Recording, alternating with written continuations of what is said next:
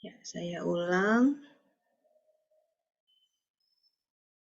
Baik, kita akan coba untuk mempelajari NVivo sebagai salah satu bentuk untuk mencari frekuensi kata-kata yang paling sering muncul yang ada di dalam ulasan konsumen, yang ada di dalam e-commerce. Kalian boleh mengambil dari Shopee, Tokopedia, atau apapun itu. Nah, kita akan cari apa manfaatnya. Nah, NVivo yang bisa kita gunakan adalah NVivo 12. Ini bisa kalian beli ya, kalau bajakannya banyak. Tapi kalau orinya ada di laboratorium OSI kita, nanti bisa komunikasi dengan Pak Andar, Kaleb.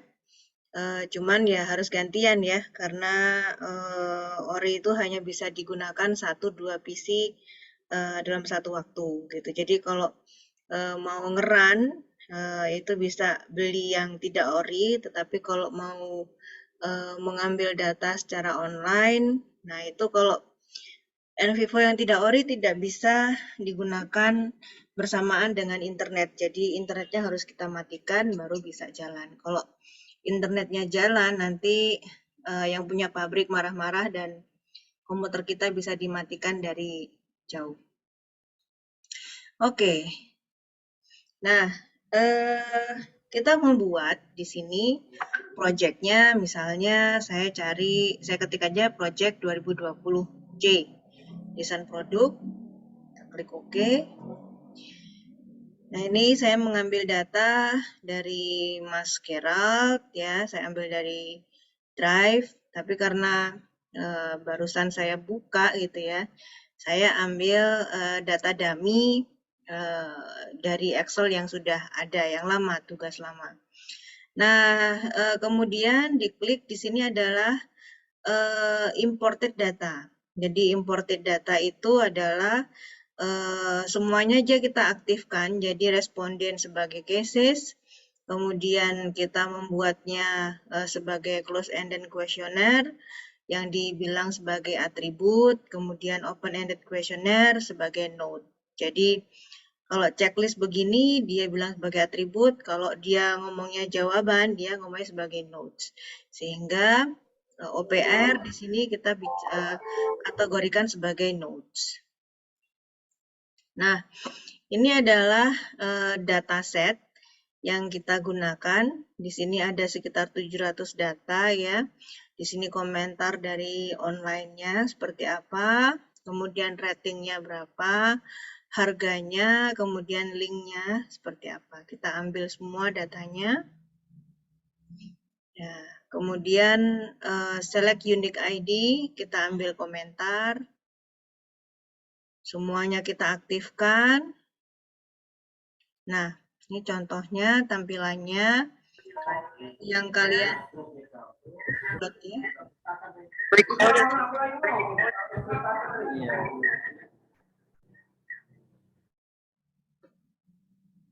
Oke, ini siapa yang mungkin bocor ya. Oke, ya. Jadi linknya mulai dari data ke berapa, kemudian shopnya, kemudian linknya, harganya, rating, komen, kita aktifkan semua.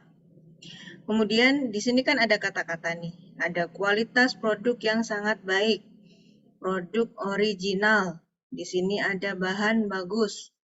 Sepertinya silk, tapi enggak silk, hehehe, cuman adem dipakainya. Kemudian ada lagi yang dia bilang bahan bagus, mudah diatur, and dipakai hampir seperti kerudung rawis tapi lebih tebal. Jadi ini adalah komentar dari pembeli online tentang produk yang sudah mereka dapatkan gitu ya, sehingga mereka bisa merasakan kalau mereka senang, kita anggap itu sebagai sentimen positif. Kalau mereka tidak senang, itu adalah bagian dari sentimen negatif. Nah, selanjutnya kita pilih semua. Di sini saya pilih yang belum di cleaning ya. Jadi yang benar-benar ori. Ini kita pilih semua, sampai 600 sekian komen begitu ya. Kemudian kita ke explore, menu explore di sini. Di sini ada text search. Jadi misalnya kamu mau ngambil dokumen tentang produk gitu ya, text search. Jadi dia cari data produk itu ada berapa ratus kata di sana. Nah, karena kita mencoba untuk belajar tentang frekuensi kata-kata yang paling sering muncul, kita klik di situ word frekuensi. Nah, di sini tampilannya seperti ini. Word frekuensi. Jadi kita mengambil frekuensi itu berdasarkan apa? Jadi kita pilih selected item ya, jadi satu kolom. Kemudian kita display kata-katanya itu adalah 1000, kata-kata yang paling sering muncul. Kemudian panjang katanya adalah 3 huruf gitu ya. Kemudian kita grouping sebagai exact matches. Jadi di sini kita ada summary, kita ada kesimpulan berapa persen, berapa kata-kata apa saja yang paling sering muncul. Kemudian ada word cloud. Word cloud itu kata yang semakin sering muncul, dia akan lebih gede daripada kata-kata yang lain. Kemudian tree dan cluster analysis. Nah, kita lihat di sini. Jadi kita pilih saja lah, kita tidak memfilter apapun, akhirnya kata-kata yang sering muncul adalah dan. Nah, ini ada 700 sekian kata, sekitar 3,77% dia keluarnya. Kemudian produk, ini ranking 2, ada 500 sekian kata. Maaf, saya mute dulu ya. Oke. Ya. Kemudian diikuti dengan kata-kata yang lain. Nah, karena kita tadi tidak melakukan proses filtering,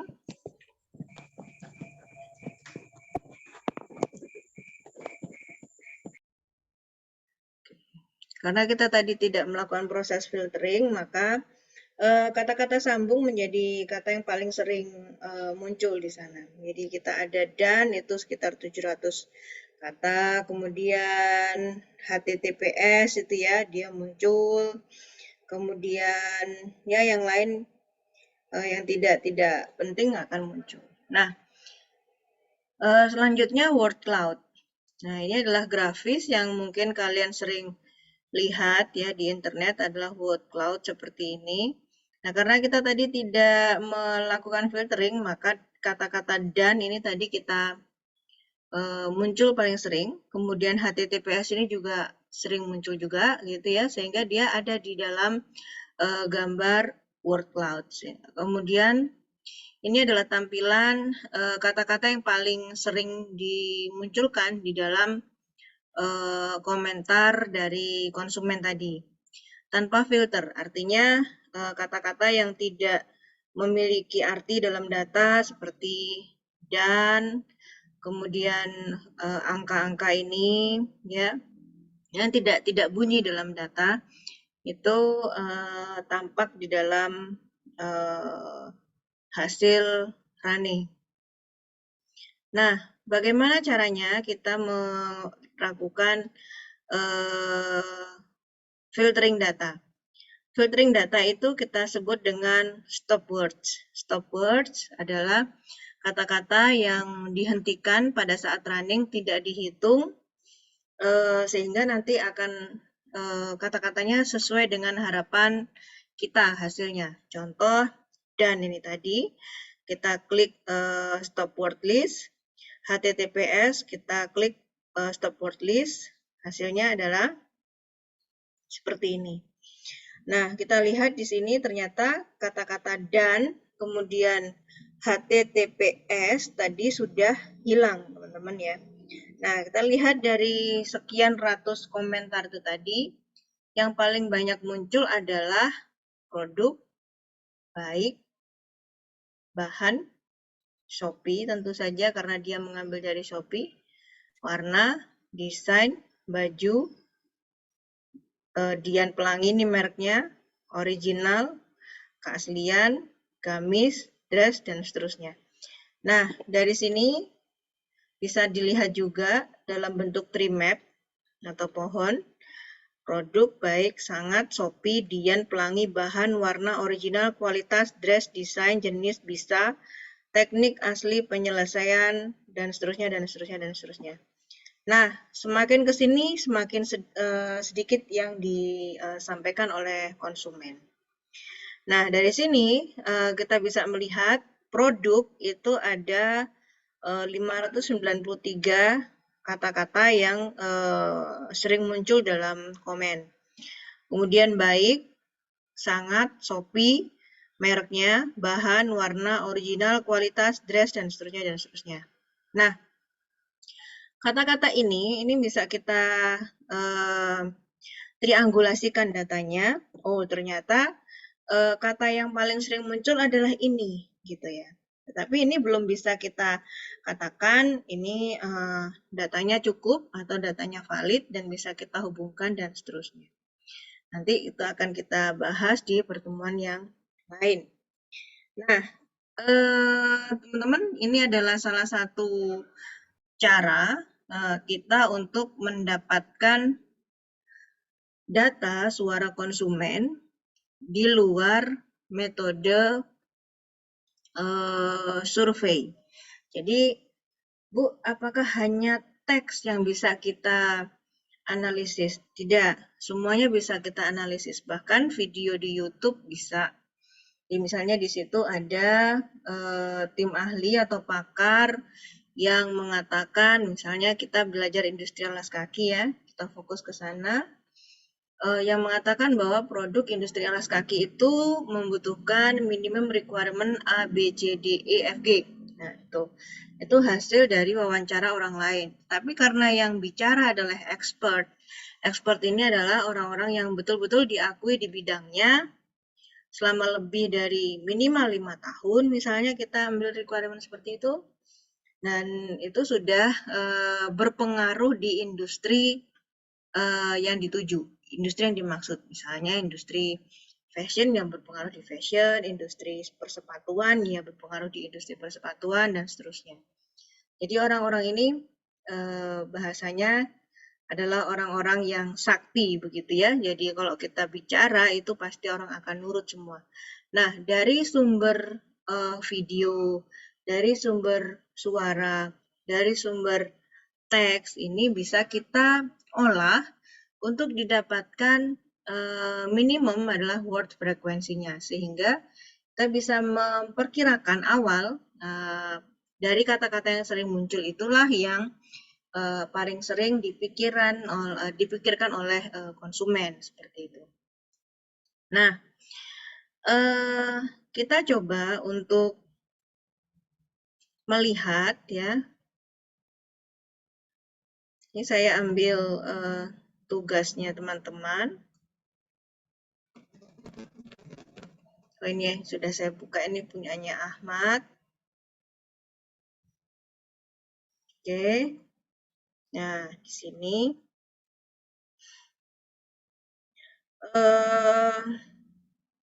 Ahmad ini mengambil data ada 40 data, ya. 40 data, kemudian shopnya adalah 807 garage ya, garasi. Kemudian harganya adalah 1 juta sekian dan ratingnya sekian. Komentarnya yang real ya, yang asli dari Shopee adalah ini. Nah, ini kemudian dibersihkan secara manual oleh Mas Ahmad. Suka banget sama sepatunya Real Peak. Nah, ini komentar cleaningnya ini kurang pas ini Mas Ahmad ya. Jadi Real Peak di situ adalah sesuai orderan dengan kualitas yang cukup baik. Padahal bukan ini yang dimaksud dengan komentar di sini. Jadi suka sekali dengan sepatunya Real Peak, itu tetap seperti aja, nggak ada masalah. Artinya kalau di bahasa Indonesia kan antara gambar dengan produk sangat sama atau sesuai begitu ya, sangat sesuai. Atau kita tulis aja Real Peak. Jadi komentar yang di cleaning itu keselamatan.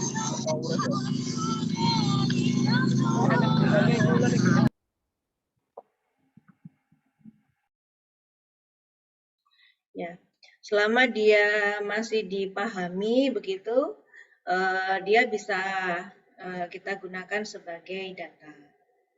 Jadi untuk konsep cleaning di sini adalah konsep dari kata-kata yang tidak baku kita buat menjadi kata-kata baku.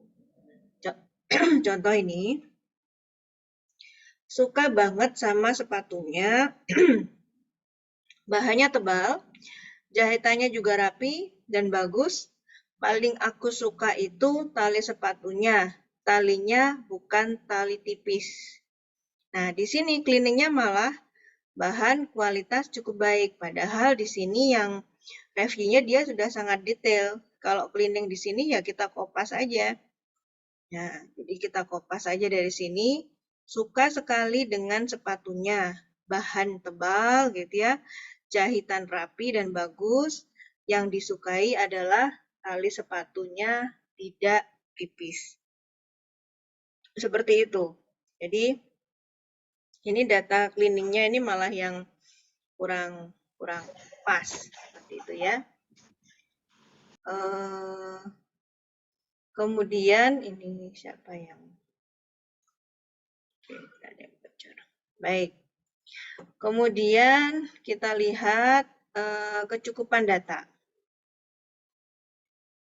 Kecukupan data ini ada 40, sehingga untuk data di satu store dengan 40 data, karena kita minimum adalah 30 data, sehingga 40 data cukup. Tetapi kalau karena kita ini mencari frekuensi kata-kata yang paling sering, semakin banyak data di sini, semakin banyak data, kata-katanya yang paling sering kan akan semakin valid. Jadi kalau kita mengambil data sekunder, saran Bu Yunia, perbanyaklah data sekunder. Minimal misalnya 100 atau 200 data gitu ya. Kemudian kita coba untuk melakukan analisis data sekunder. Nah, dari analisis data sekunder itu bisa kita dapatkan preliminary data atau data awal. Nah, data awal ini yang kita olah, kemudian kita analisis dan bisa kita validasikan secara model matematis atau dengan tim ahli. Oke, baik. Saya sangat mengapresiasi rekan-rekan semuanya sudah mengumpulkan data sehingga pada saat kita coba untuk menarik seluruh data ini saya coba untuk menarik semua data yang dari tugas kalian itu sudah kita dapatkan ribuan data ya, sudah kita dapatkan ribuan data sehingga kalau kita lihat hasilnya nanti kalau dikumpulkan itu menjadi sangat valid selama jenis datanya adalah setipe seperti itu. Jadi misalnya di sini Mas Ahmad dia mengambil, kita coba kita buka linknya.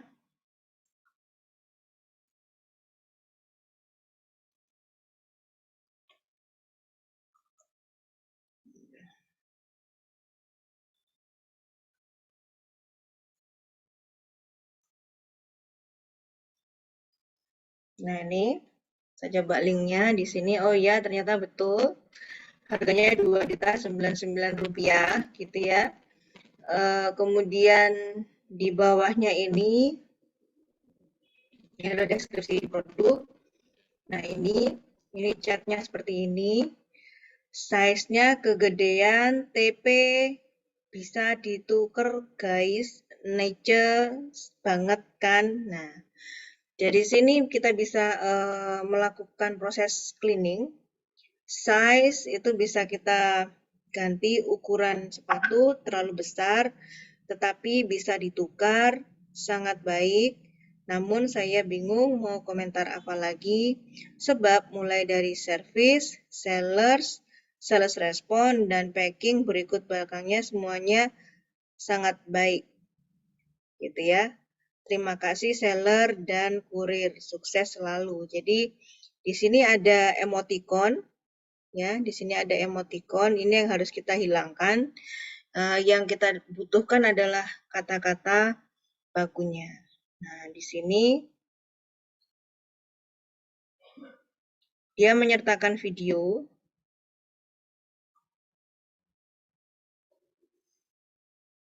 Jadi kita memang tidak menyangka bahwa video-video ini menjadi keperluan ya, menjadi data. Mohon maaf, apakah sharing saya di ini jelas ya? Jelas, Bu. Ya. Jelas, Bu. Nah, dari sini ini ada dua hal yang bisa kita tangkap ya. Jadi di sini ada beberapa channel yang terlibat. Yang pertama adalah toko online-nya sendiri. Toko online-nya sendiri ini adalah bukan produsen, tetapi dia marketing dari si produk sepatunya. Nah, di situ juga ada kurir. Artinya di situ ada jasa pengiriman. Pada saat si konsumen ini membuat sebuah statement, di situ ada beberapa hal yang bertentangan atau trade off. Contoh, size-nya kegedean. Berarti di sini antara ukuran yang dideskripsikan di toko online itu tidak sesuai dengan produk sepatunya. Nah, di sini siapa yang dilibatkan? Apakah produsen ataukah toko online? Nah, kemudian ada statement bisa ditukar. Siapa yang dilibatkan di sini? Produsen ataukah admin dari toko online?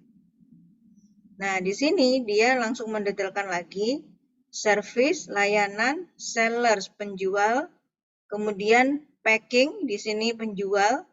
Nah, di sini ada mangkurir gitu ya, artinya dari kurirnya atau dari pengiriman. Nah, dia sampai membuat video seperti ini. Yang merapikan ini siapa? Produsen atau penjual? Tentu penjual. Jadi dia ini puas dengan penjual. Baru setelah kita buka, dia membuka paketnya.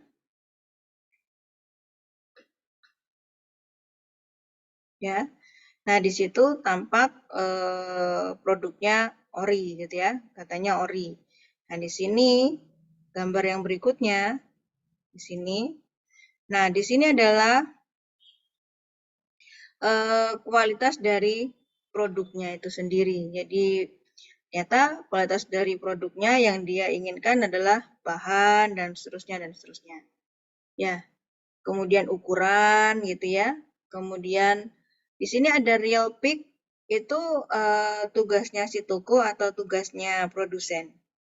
Ya, tugasnya si toko. Sehingga di sini ada kita harus bedakan suara konsumen ini untuk siapa? Untuk toko online-nya, untuk pengembangan produknya, atau untuk jasa pengirimannya. Seperti itu.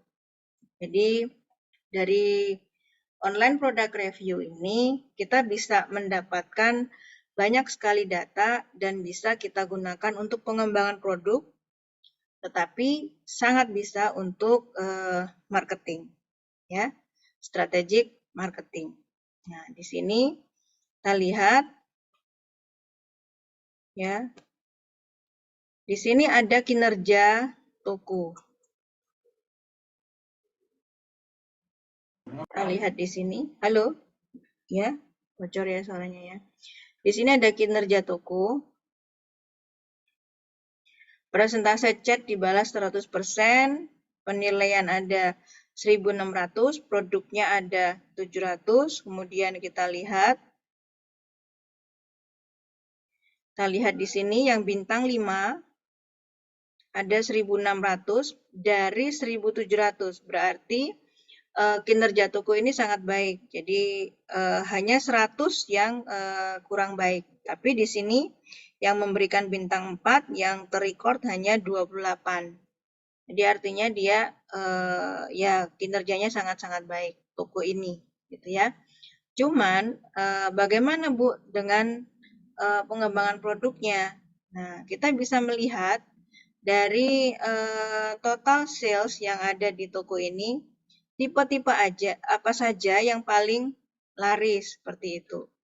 Jadi kalau kita melihat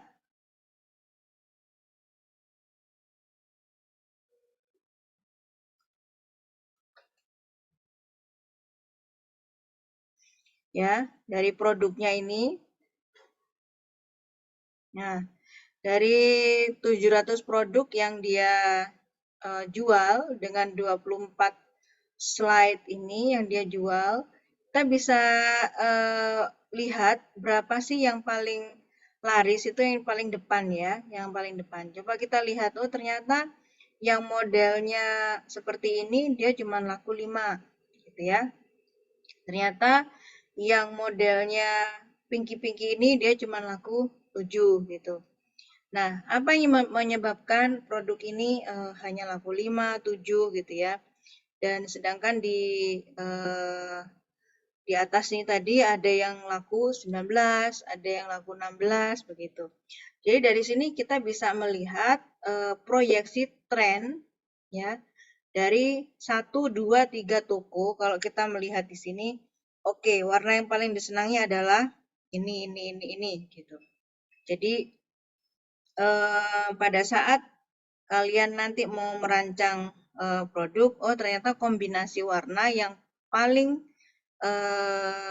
diminati di toko online untuk industri sepatu, industri alas kaki, ternyata warnanya kombinasi putih, abu-abu, biru saat ini 19 terjual. Kemudian yang paling sedikit ya terjual, di sini saya ambil saja misalnya 1 terjual gitu, ya ternyata silver, hitam, dan putih seperti itu.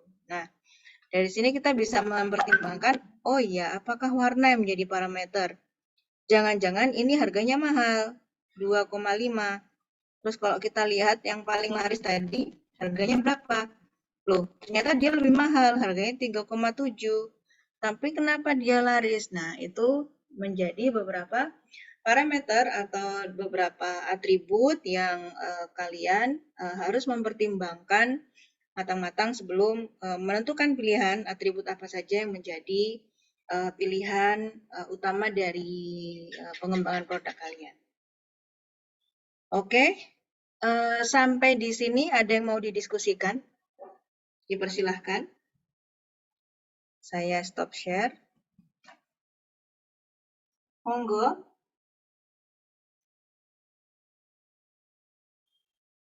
Apakah ada yang...